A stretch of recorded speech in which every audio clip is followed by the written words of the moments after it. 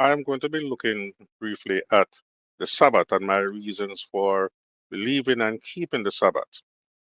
Now, it is a two-pronged approach as it is viewed from two angles. Those who do not keep the Sabbath at all and those who keep it, but their reasons and methods of keeping it are not totally accurate. Now, for those who do not keep the Sabbath at all, and instead have switched the keeping of and in the Sabbath, I'm referring to the seventh day Sabbath. There are those who keep a Sabbath, but it is held on the first day. My only response to that can be, where is the scriptural evidence for it? At no point during the New Testament, during Christ's ministry, or even afterwards, do we find any evidence at all that the Sabbath has been switched from the seventh day to the first day. There is no inference that can even be made accurately. You can only twist and turn the scriptures severely to even get any hint, which would be very vague, of any change. And it is seen that even after the crucifixion of Christ, the apostles themselves still kept the Sabbath. They still met on the Sabbath. They still invited people to come and study the scriptures on the Sabbath day. And we see no clue whatsoever that that has been changed. So why do I keep the Sabbath? When you turn to where many people turn to see the Sabbath, invariably they turn to Exodus chapter 20 and verse 8. Remember the Sabbath day to keep it holy. And for in it God made the heavens and the earth and everything therein. And on the seventh day he rested, and all his work was done.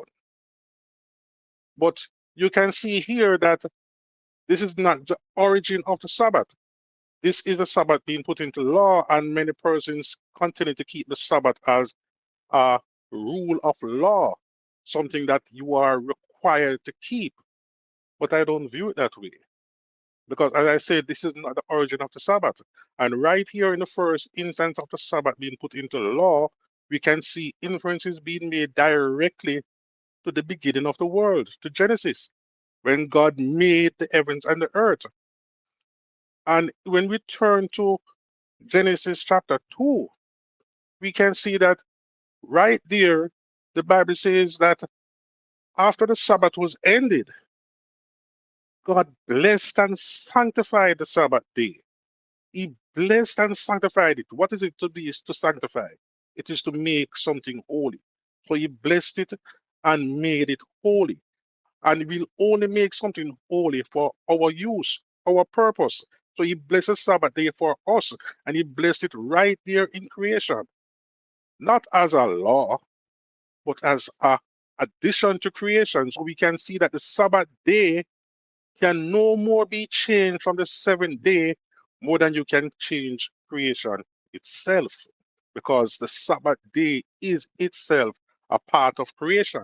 It is the seventh day. The very reason why we have a 7 day week is because of the creation of the Sabbath to extend God's creation from 6 days. On the last day when he made man and all his previous creations ended on that day. The only reason we have a seventh day is God sanctifying that day.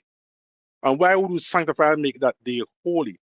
Because he wants to keep that relationship that he had established with man, all that he had done for man, all as we look to God, we remember this day. And I put it to you, if mankind had kept the Sabbath throughout, if mankind had continued to remember the Sabbath as a part of creation, we can never turn from God, because the Sabbath itself points to the Creator, God, as the one who created the world.